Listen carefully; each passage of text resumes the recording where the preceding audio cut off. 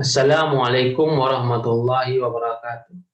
Perkenalkan, nama saya Ferry Kurniawan Daulat. Saya adalah mahasiswa dari Universitas Esa Unggul Harapan Indah Bekasi. Nomor induk mahasiswa saya adalah 201902011146. Saya akan mempresentasikan bab sesi 13 tentang toleransi beragama untuk memenuhi tugas pendidikan agama Islam. Saya akan memulai dengan membaca basmalah terlebih dahulu. Bismillahirrahmanirrahim.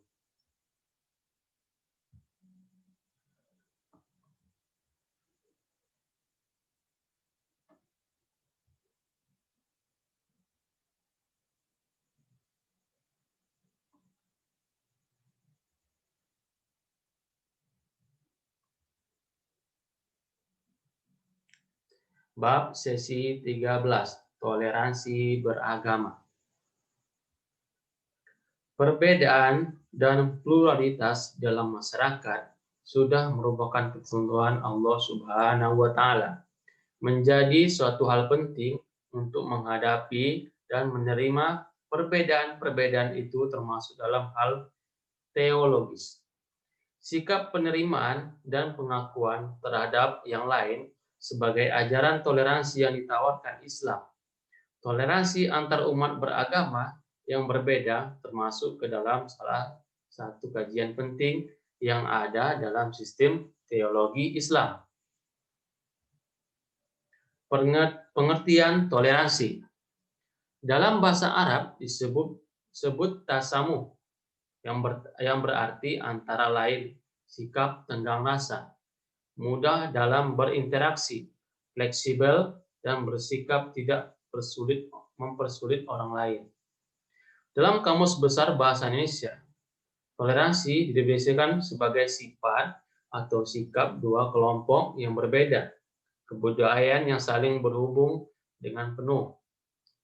Bila disebut toleransi antar umat beragama, maka memiliki makna bahwa masing-masing umat beragama membiarkan dan menjaga suasana kondusif bagi umat beragama untuk melaksanakan ibadah dan ajaran agamanya tanpa dihalangi.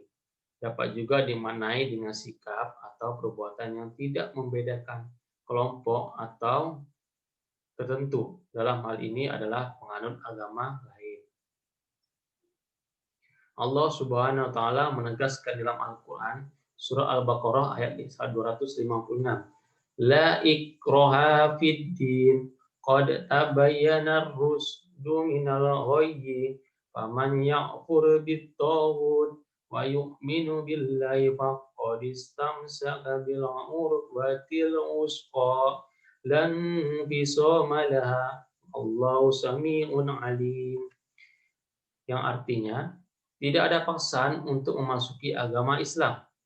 Sesungguhnya telah jelas jalan yang benar daripada jalan yang salah.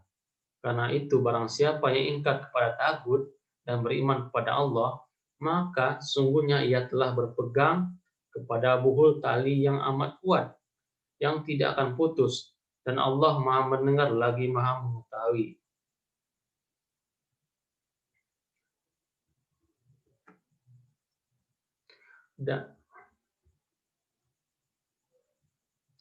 Dalam konteks toleransi antar umat beragama, Islam memiliki konsep yang sangat jelas. Tidak ada paksaan dalam agama. Manusia diberi kebebasan oleh Allah untuk memilih dan menetap jalan hidupnya, serta agama yang dianutnya.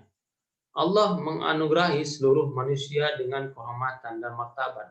Apapun perbedaan yang mungkin terdapat di antara mereka, umat muslim harus menjamin kebebasan beragama dan kebebasan bagi semua orang. Tidak boleh ada paksaan dalam masalah keyakinan. Menurut ajaran Islam, toleransi bukan saja terhadap sesama manusia, tetapi juga terhadap alam semesta, binatang, lingkungan hidup. Dengan makna toleransi yang luas semacam ini, maka toleransi antar umat beragama dalam Islam memperoleh perhatian penting dan serius. Apalagi toleransi beragama adalah masalah yang menyangkut eksistensi keyakinan manusia terhadap Allah. Ia begitu sensitif dan mudah membakar konflik, sehingga menyedot perhatian besar dari Islam. Landasan teologis yang secara langsung maupun tidak langsung mengandung pesan akhlak toleransi Islam, yakni yang pertama, pengakuan pengakuan pluralisme. Pluralisme adalah keadaan masyarakat yang majemuk. Menurut Muhammad Imarah, pluralisme adalah keragaman yang didasarkan atas karakteristik dan kekhususan. Walau syaa rabbuka la'amana man fil ardi kulluhum jami'an apa anta tu'rihun nasa hatta yakunu mu'minin. Yang artinya, jika Tuhanmu menghendaki, tentulah beriman semua orang-orang di bumi seluruhnya. Tetapi apakah kamu hendak memaksa manusia agar mereka menjadi orang yang beriman? Nomor 2, kesatuan dan persatuan universal. Semua manusia adalah makhluk atau sifat ciptaan Allah, berkembang dari satu keturunan Nabi Adam alaihissalam. Islam tidak hanya mengenal adanya konsep persaudaraan sesama Muslim atau ukhuwah al-Islamiyah, tetapi juga mengenal persaudaraan kemanusiaan yang dikenal dengan ukhuwah fi insaniyah. Seluruh umat manusia adalah bersaudara karena mereka semua bersumber dari ayah dan ibu yang satu. Islam tidak pernah membatasi hubungan silaturahmi pada saudara sama seiman saja, tetapi juga silaturahmi kepada saudara sama manusia lintas agama, bahkan terhadap manusia yang tidak beragama. Begitu pula keadilan dan kebaikan Islam adalah sama dan merata untuk semua manusia. Kita wajib memuliakan manusia sebagaimana Sang Pencipta memuliakannya, bukan hanya kepada orang lain, tetapi terhadap diri sendiri. Pun Allah Subhanahu wa taala melarang untuk mencelakakan diri. Nomor 3, etika dakwah persuasif. Dakwah persuasif merupakan seruan kepada Islam. Dakwah menyeru semua manusia kepadanya, karena semua manusia adalah makhluknya. Oleh karena itu, Islam sebagai agama disebut sebagai agama dakwah. Maksudnya adalah agama yang disebarluaskan dengan cara damai, tidak lewat perasaan unsur-unsur yang terdapat dalam dakwah. Dakwah adalah proses penyampaian agama Islam dari seorang kepada orang lain. Dakwah adalah penyampaian ajaran Islam tersebut dapat berupa amar ma'ruf, ajaran kepada kebaikan, dan nahi mungkar, mencegah kemungkaran. Nomor 4, sikap Islam terhadap agama wahyu. Agama Islam adalah agama yang sesuai dengan fitrah manusia. Allah menciptakan manusia mempunyai naluri beragama, yaitu agama tauhid. Islam adalah agama tauhid yang amat kuat dijadikan pedoman. Ini berarti Al-Quran mengklaim bahwa ajaran agama yang diperkenalkan sesuai dengan seluruh manusia. Islam memberi yang terbaik yang mungkin dapat diberikan satu agama kepada agama lain.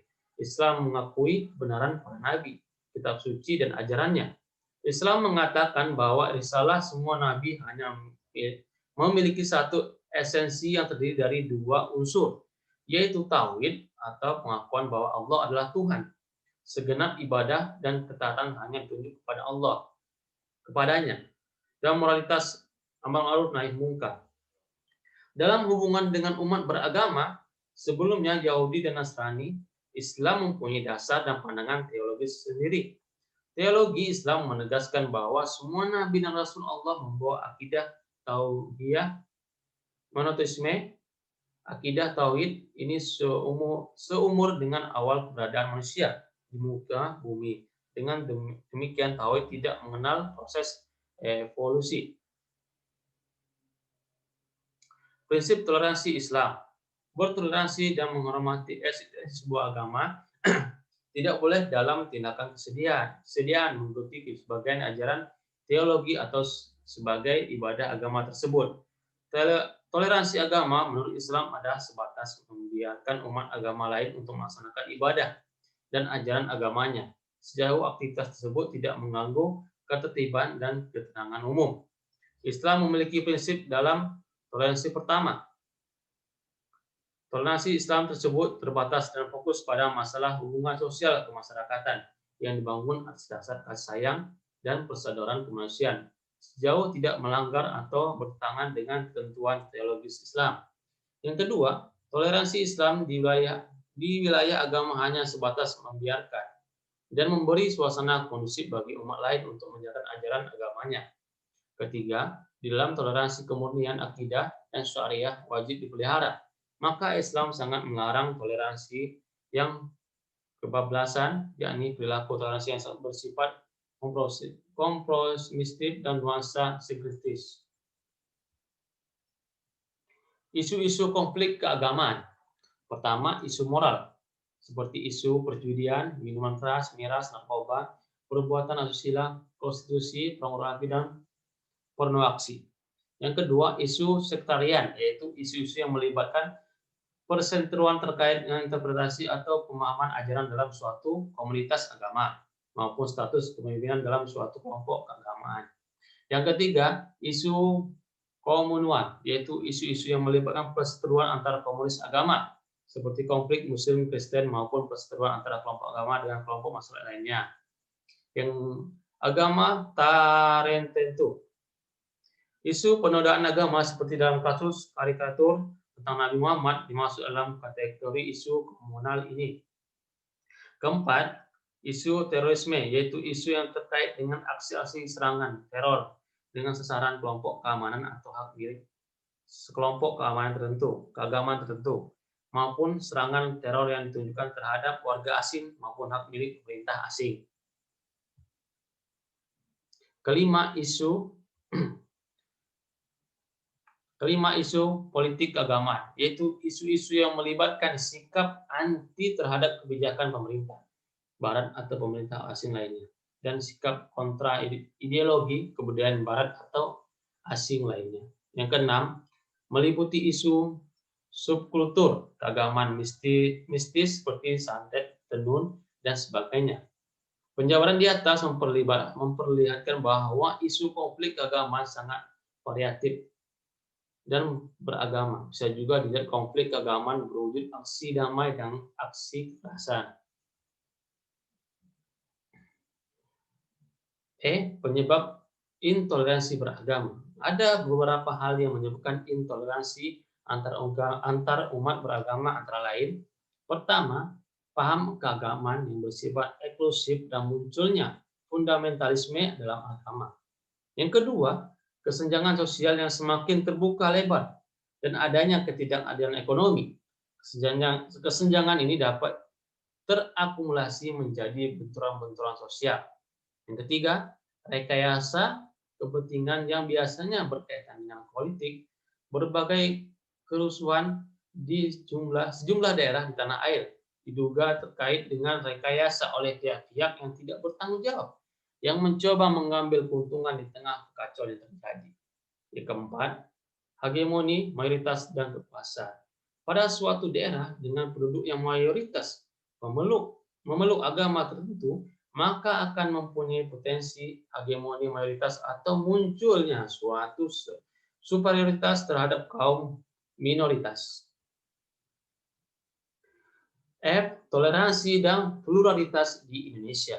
Di Indonesia, keberagaman agama diakui dan sangat dijunjung tinggi secara konstitusional, sehingga pemerintah memiliki perhatian khusus dan mempunyai wewenang mengatur kepentingan umat beragama, serta mengawasi aktivitas keagamaan di negeri ini, agar tetap dalam bingkai Pancasila demi tahap terjaganya kerukunan kesatuan bangsa. Indonesia bukan negara agama dan bukan negara sekuler, tapi negara Pancasila. Pancasila mengakui dan menjunjung tinggi keberadaan agama serta mengapresiasi nilai-nilai agama. Secara lebih spesifik, konflik sosial berbau agama di Indonesia disebabkan oleh beberapa hal. Yang pertama, adanya klaim kebenaran. Pluralitas manusia menyebabkan kebenaran diinterpretasi secara berbeda. Yang kedua, dan dipahami secara absolut. Kedua, wilayah agama dan suku semakin bias. Kasus ini dapat dilihat pada mantan Menteri Agama Masa Habibie. Ketika menuduh Megawati pindah agama hanya dengan melihat kehadiran Megawati dalam suatu tradisi keagamaan suku tertentu. Ketiga, doktrin jihad yang dipahami secara sempit. Selama ini makna jihad sering dipahami secara terpenggal, tidak utuh, sehingga melahirkan implementasi yang keliru di tengah masyarakat. Yang keempat, kurangnya sikap toleransi dalam beragama. Sebagai uraian sebelumnya, bahwa toleransi adalah merupakan keharusan yang harus terus dijaga. Kelima, minimnya pemahaman tentang ideologi pluralisme. Demikianlah video saya hari ini. Mudah-mudahan bermanfaat untuk kita semuanya.